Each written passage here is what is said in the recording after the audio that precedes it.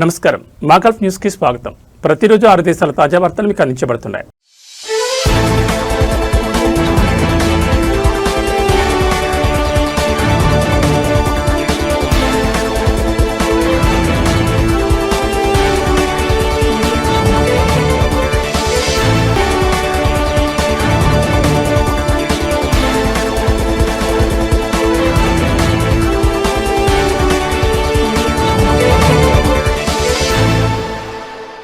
తన ప్రాణాలకు ఇతర వాహనదారుల ప్రాణాలకు ప్రమాదం కలిగించేలా నిర్లక్ష్యంగా వాహనం నడిపినందుకు అబుదాబికి చెందిన ఒక వాహనదారుడికి అబుదాబి క్రిమినల్ కోర్టు 6 నెలల జైలు శిక్ష 50,000 దిర్హాముల జరిమానా విధించారు. జైలు శిక్ష మరియు జరిమానాతో పాటు నేరంలో ఉపయోగించిన కారు వేరొకరికి చెందిందని నిర్ధారణ అయినందున ఆ వాహన అంచనా విలువైన 20,000 దిర్హాములను చెల్లించాలని కోర్టు డ్రైవర్ను ఆదేశించింది. దీంతో మొత్తం ఆర్థిక జరిమానా 70,000 దిర్హాములకు చేరింది. అతను తన జైలు శిక్షను పూర్తి చేసిన తర్వాత అమల్లోకి వచ్చేలా కోర్టు అతని డ్రైవర్ లైసెన్స్ను 1 సంవత్సరం పాటు సస్పెండ్ చేసింది. వాహనదారులు ట్రాఫిక్ చట్టాలు మరియు నిబంధనలు ఖచ్చితంగా పాటించాలని, బాధ్యతాయుతంగా ప్రవర్తించాలని పబ్లిక్ ప్రాసిక్యూషన్ కోరింది. యూఏఈలో అమల్లో ఉన్న చట్టాల ప్రకారం నిర్లక్ష్య డ్రైవింగ్ మరియు ఇతర ప్రమాదకరమైన పద్ధతులు హానికరమైన ప్రవర్తన కిందకు వస్తాయని, ఇవి రుజువైతే కఠినమైన శిక్షలకు గురవుతారని హెచ్చరించారు.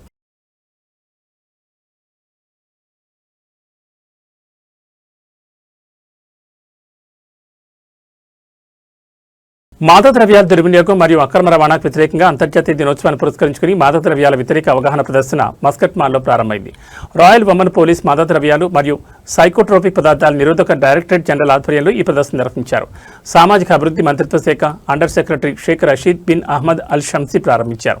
ఈ కార్యక్రమానికి ఆరోగ్య మంత్రిత్వ శాఖ, విద్యా మంత్రిత్వ శాఖ, సామాజిక అభివృద్ధి మంత్రిత్వ శాఖ, మాదక ద్రవ్యాలు మరియు సైకోట్రోపిక్ పదార్థాల వ్యవహారాల జాతీయ కమిటీ నివారణ కమిటీ, మస్కట్ రికవరీ సెంటర్ మరియు పలు రాయల్ ఉమెన్ పోలీస్ విభాగాలతో సహా అనేక ప్రభుత్వ మరియు ప్రైవేట్ రంగ సంస్థలు హాజరయ్యాయి.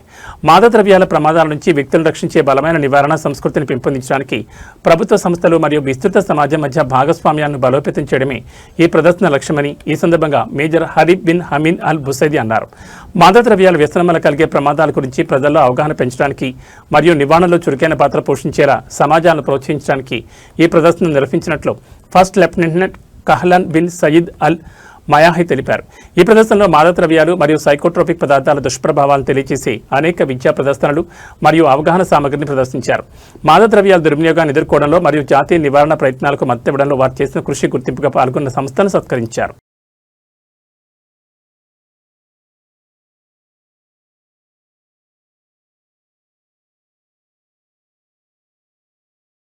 Public authority for civil information తన రికార్డుల నుంచి 464 మంది ప్రవాసుల నమోదిత నివాస చిరునామాను రద్దు చేసింది. చట్టపరమైన జరిమానాలు నివారించడానికి ప్రభావితమైన వారు 30 రోజుల లోపు తమ చిరునామా సమాచారాన్ని అప్డేట్ చేసుకోవాలని కోరింది. ఈ మేరకు కువైట్ అల్ యౌమ్ అనే అధికారిక గెజెట్లో ప్రచురించారు. ఆస్తి యజమానులు సమర్పించిన ప్రకటనల ఆధారంగా లేదా నమోదిత చిరునామాలకు సంబంధించిన భవనాలను కూల్చివేయడం వల్ల ఈ చిరునామాను రద్దు చేసినట్లు PSCI తెలిపింది. ప్రభావిత వ్యక్తులు అవసరమైన విధానాన్ని పూర్తి చేసి అవసరమైన పత్రాలను సమర్పించిన తర్వాత తమ కొత్త నివాస చిరునామాలను నమోదు చేసుకోవడానికి లేదా సాహెల్ అప్లికేషన్ ద్వారా తమ వివరాలను అప్డేట్ చేసుకోవాలని PSCI సేవా కేంద్రాలను సందర్శించాలని ఆ సంస్థ సూచించింది. ఈ ఉత్తర్వులు ప్రచురించబడిన తేదీ నుంచి 30 రోజుల్లోపు అన్ని చిరునామా అప్డేట్లను తప్పనిసరిగా పూర్తి చేయాలని PSCI స్పష్టం చేసింది. నిర్దిష్ట కాలపరిమితిలోగా నివాస సమాచారాన్ని అప్డేట్ చేసుకోవడంలో విఫలమైతే 1982 నాటి చట్టం నెంబర్ 32లోని ఆర్టికల్ 33 ప్రకారం జరిమానాలు విధించబడతాయని, ఇందులో KD 100 వరకు జరిమానాలుంటాయని మరియు ప్రమేయం ఉన్న వ్యక్తుల సంఖ్యను బట్టి ఈ జరిమానాలు రెట్టింపయ్యే అవకాశం ఉందని PSCI హెచ్చరించింది.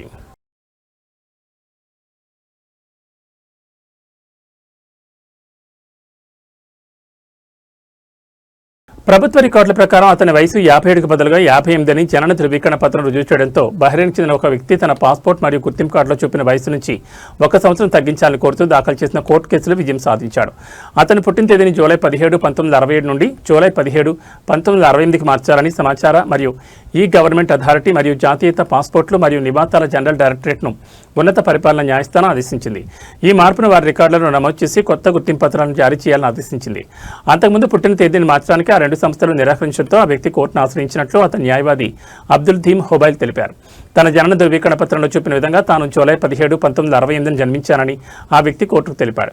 మనామా ప్రసూతి ఆసుపత్రి అదే తేదీన ఆ సర్టిఫికేట్ను జారీ చేసిందని, దాన్ని ఎవరూ సవాల్ చేయలేదని కోర్టు పేర్కొంది.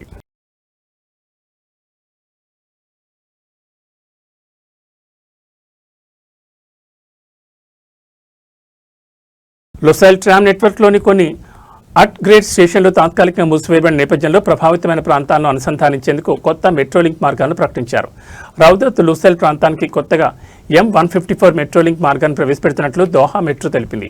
ఈ కొత్త మార్గం తాత్కాలికంగా నిలిపివేసిన ట్రామా స్టేషన్ల పరిధిలోని ప్రాంతాలకు రవాణా సౌకర్యాన్ని కల్పిస్తుంది.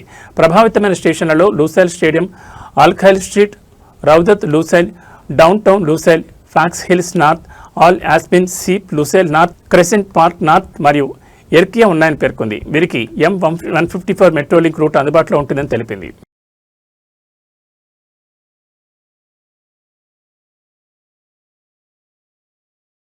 సౌదీ అరేబియాలోని తూర్పు ప్రావిన్స్లో ఉన్న రాస్ తనూరా మధ్య జరిగిన హెలికాప్టర్ ప్రమాదంలో 14 మంది సౌదీ పౌరులు మరణించిన విషయం తెలిసింది. ఈ నేపథ్యంలో సౌదీ అరేబియాకు ప్రపంచవ్యాప్తంగా పలు దేశాలతో పాటు అరబ్ మరియు గల్ఫ్ దేశాలు సంతాపం తెలియజేస్తున్నాయి. ఈ విషాద సంఘటన నేపథ్యంలో సౌదీ అరేబియాకు జోర్డాన్ రాజు అబ్దుల్లా పూర్తి సంఘీభావం ప్రకటించారు. జోర్డాన్ విదేశీ వ్యవహారాల మంత్రిత్వ శాఖ ప్రతినిధి అంబాసిడర్ ఫౌద్ మజిలీ ఈ విషయాన్ని ధృవీకరిస్తూ మృతుల కుటుంబాలకు తమ ప్రగాఢ సంతాపం తెలిపారు. బహ్రెయిన్ రాజు హమద్ బిన్ ఇసా అల్ ఖలీఫా కూడా ఈ ప్రమాదంపై రాజు సల్మాన్కు తన సంతాపం తెలిపారు. మరణించిన వారి కుటుంబాలకు ఓదార్పు కలగాలని ప్రార్థించారు. బహ్రెయిన్ క్రౌన్ ప్రిన్స్ మరియు ప్రధానమంత్రి prince Salman bin Hamad Al Khalifa కూడా సంతాప సందేశాన్ని పంపించారు. యునైటెడ్ అరబ్ ఎమిరేట్స్, ఒమన్లు తన సంఘీభావాన్ని ప్రకటించాయి. ఈ మేరకు విడుదల చేసిన ఒక ప్రకటనలో UAE విదేశీ వ్యవహారాల మంత్రిత్వ శాఖ మృతుల కుటుంబాలకు ప్రగాఢ సానుభూతిని తెలియజేసింది. ఈ విషాద ఘటన నేపథ్యంలో సౌదీ అరేబియాకు గల్ఫ్ సహకార మండలి సంఘీభావం తెలుపుతుందని సెక్రటరీ జనరల్ జాసెమ్ అల్ బుదైబీ తెలిపారు.